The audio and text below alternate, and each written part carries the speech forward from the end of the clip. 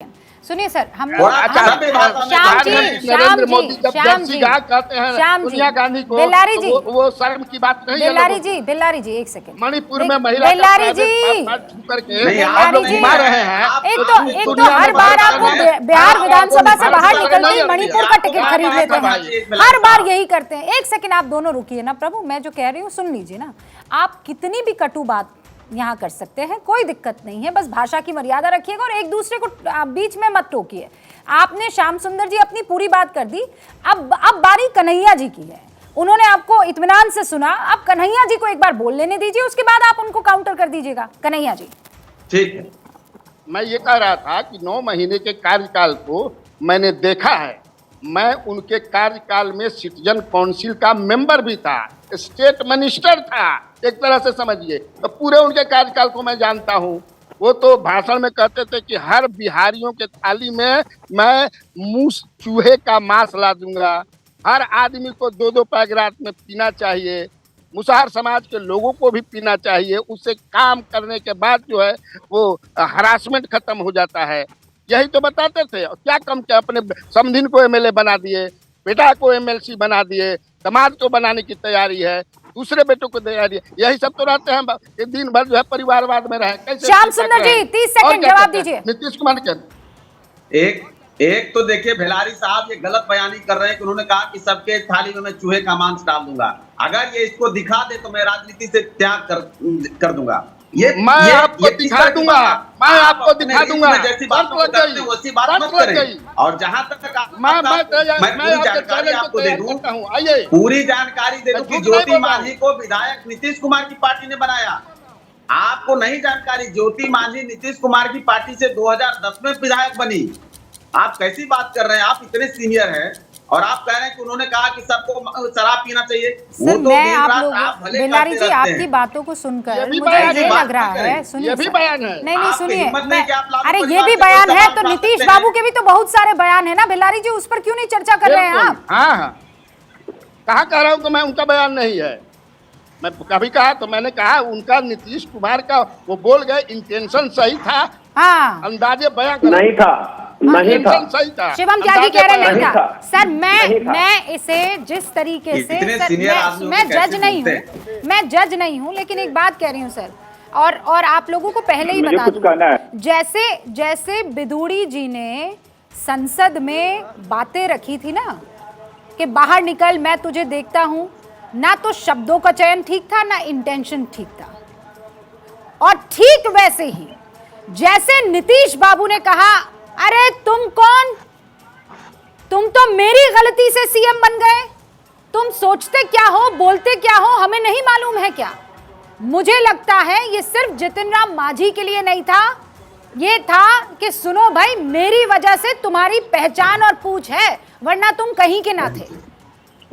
ये इंटेंशन गलत था, खतरनाक था कि हम ना चाहते तो तुम कुछ ना कर पाते। शिवम त्यागी देखिए, थैंक यू रुबिका जी, बात बिल्कुल सही है, इसमें कहीं कोई दो राय नहीं है।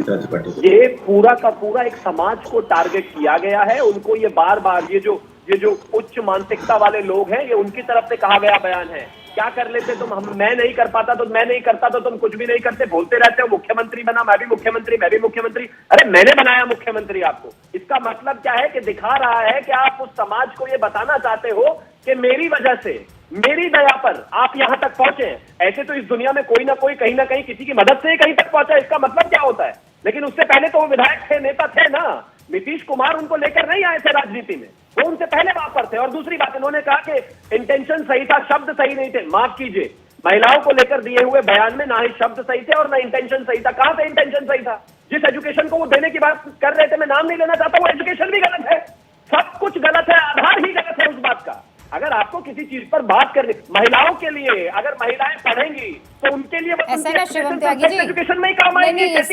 सेक्स एजुकेशन सबसे पहले अगर कोई स्टूडेंट चुनना होगा ना, अगर मान लीजिए यहाँ पर आज की तारीख में तय हो जाता है तो सारी जो टीचर्स हैं वो सबसे पहले नीतीश बाबू को चुनेंगी कि सबसे कमजोर बच्चा ये है, इनको पहले सिखा दिया जाए। क्योंकि जो तरीका था, अगर वो सच में एजुकेटेड होते तो वो इस तरीके के बयान ना देते। माधव आनंद जी, देखिए रुबिका जी, नीतीश जी एक हिंदी में एक अच्छा सा शब्द है आत्ममुग्धता, यानी जिसको कहते हैं अहम ब्रह्मास्मि भी कर सकते हैं। आत्ममुग्धता यह वर्ड होता है जिसका मीनिंग होता है कि भाई मेरे सिवा कुछ नहीं, मैं ही सब कुछ जानता हूँ, बाकी जब कोई कुछ भी करे यानी मेरे सामने कोई कुछ नहीं है। तो आदरणीय नीतीश कुमार जी की भाषा जो लगभग विगत 2-3 सालों में देखने को मिला है, उन्होंने कई वाकया ऐसे आए हैं जब तेजस्वी यादव जी और उनके परिवार के लिए भी कहा कि तुम्हारे बाप को किसने बनाया। ये विधानसभा की बात है, कन्हैया बेलारी से पूछिए तुम्हारे बाप को किसने बनाया, ऐसे वर्ड यूज किए हुए हैं। तो ये आत्ममुग्धता के शिकार हैं, उनको लगता है कि जो मैं सोचता हूं, मैं जो कहता हूं वही सही है। दूसरी बात, अभी की जो स्थिति है वो निश्चित रूप से वो मानसिक रूप से जो तो बहुत परेशान है। मैं अगेन सीरियसली कह रहा हूँ, 13 करोड़ की बिहार की आबादी है रुबिका जी, हम लोग इतने चिंतित हैं, भयभीत है कि इनके जो आसपास जो शागिर्द हैं, मुझे तो यह लग रहा है कुछ लिखवा न ले। और मैं तो चूंकि जेडीयू में काम किया हूँ, आपको पता है 1.5 साल पहले तक हम लोग जनता दल यूनाइटेड के पार्ट थे, हम और उपेंद्र जी। हम लोगों ने तो अभी 2022 में हम लोगों ने तो नई पार्टी 2023 में पार्टी नहीं बनाई है। तो हम लोग अच्छी तरह नीतीश कुमार को जानते हैं और आपके चैनल पर मैंने कई बार बोला है कि अल्जाइमर से भी परेशान है, उनको भूलने की आदत है। उनको यहाँ तक कि जो कैबिनेट में मंत्री हैं उनका नाम याद नहीं रहता है, जो ब्यूरोक्रेट्स हैं उनका नाम नहीं याद रहता है। और आप 13 करोड़ आबादी का जो है कर रहे हैं, सरकार चला रहे हैं। रुबिका जी भगवान भरोसे चल रहा है। मुझे तो एक बहुत गहरी साजिश लग रही है जो भी उनके घटक दल के लोग हैं। मैं ये कैसे मुमकिन है? मैं सुन रही थी उनको, उन्होंने अपने पूरे करियर को 40 साल से सुनिए एक सेकंड बेलारी, मैं माधव आनंद जी, वो जब कह रहे थे जितिन राम मांझी को, उनको तारीख भी याद थी, उनको हर चीज याद थी। अल्जाइमर के पेशेंट को ये नहीं होता है कि उनको तारीख याद ना। I don't know. नहीं रुबिका जी, देखिए अल्जाइमर में क्या होता है, भूलने की बीमारी में क्या होता है, कोविड के पीरियड के टाइम में बहुत सारे लोगों की याददाश्त में जो तो कमियां आई है और ये बहुत बड़ा रिसर्च बताता है। तो आदरणीय नीतीश, ऐसा नहीं है कि बहुत सारे चीज लिख के लाते हैं, उनको जो तो लिख के दिया जाता है या बहुत कुछ स्पॉन्टेनियस बोलते हैं तो उसको बहुत सारा चीज उनको याद रहता है। लेकिन वास्तविक बात है कि अगर आप नीतीश जी का आकलन करेंगे, पिछले 2 साल का रिपोर्ट निकालेंगे रुबिका जी, आपको एक वाक्य ऐसा नहीं मिलेगा। अब अशोक चौधरी के घर जाते हैं रुबिका जी, उनके पिताजी पे यानी उनके मूर्ति पे श्रद्धांजलि देने और अशोक चौधरी पे पुष्पमाला का बरसा देते हैं। कन्हैया बेलारी जी का पैर छू के प्रणाम कर लेंगे तो क्या दिखाता है? क्या मानसिक स्थिति उनकी ठीक है? एक फोटो नहीं, हजारों फोटो मेरे पास ऐसा है। कन्हैया बेलारी जी को पता है कि वो किस तरह जिस पत्रकारों को पकड़ के पैर छू के प्रणाम कर लेते हैं। अरे तो भाई एक प्रतिष्ठा होती है, गरिमा होती है मुख्यमंत्री पद का। मैं ऐसे फोटो मेरे पास है रुबिका जी जो मैं आपको भेज दूं तो आप कहेंगे कि ये मुख्यमंत्री को क्या शोभा देता है? क्या किसी को गले लगा लेना, किसी का झोटा पकड़ लेना, किसी का टीका साफ कर देना, ये सब मुख्यमंत्री को शोभा देता है क्या? पूरी तरह दिमागी हालत खराब है भाई। क्यों नहीं, मतलब कोई मुख्यमंत्री गले क्यों नहीं लगा सकता किसी को? भाई आप वो निकल रहे गुजर रहे हैं, आप पे मोहब्बत आ गई, आपको गले लगा दिया। आपको उन्होंने राजनीति में मान लो एंटर करवाया है, आप उनके सामने इंटर्न टाइप अगर रहे हो और आज की तारीख में बड़ा बाबू बन गए हो तो क्यों आपका झोटा नहीं खींच सकते हैं? और इनफैक्ट झोटा खींचने के बाद ये कह भी सकते हैं माधव आनंद तो आज झोटा खींच दे। रुबिका जी अगर आप ये बताइए है प्यार मोहब्बत, अगर प्यार मोहब्बत वाली बात है तो फिर हम लोग चर्चा ही गलत कर रहे हैं।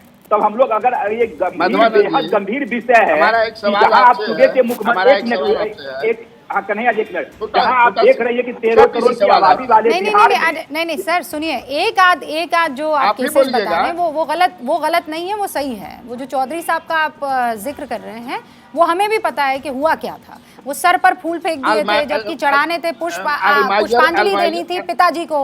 कन्हैया जी सच बताइए ना, आप तो इतना सच्चाई से बताते हैं कि आपने एक आदमी को किडनैप किया था 5 लाख रुपए के लिए, वो भी आपने मेरे शो में बता दिया था। इतना ईमानदारी आप रखते हैं तो बता दीजिए ना कि नीतीश बाबू ऐसा जो कर रहे हैं वो क्यों कर रहे हैं, क्या हुआ है? माधवानंद जी कह रहे हैं कि अल्जाइमर का सिम्टम ये बता रहे हैं, तो ये भी तो अल्जाइमर का सिम्टम है ना कि सोनिया गांधी जर्सी गाय है, हाइब्रिड उसका बेटा है, 50 करोड़ का गर्लफ्रेंड कौन रखता है, तो ये भी अल्जाइमर के हैं। नहीं वो अल्जाइमर के होंगे, अल्जाइमर के नहीं है। अल्जाइमर के हो सकते हैं वो, पर अल्जाइमर के ये जो आप बता रहे हैं ये लक्षण अल्जाइमर वाले नहीं है।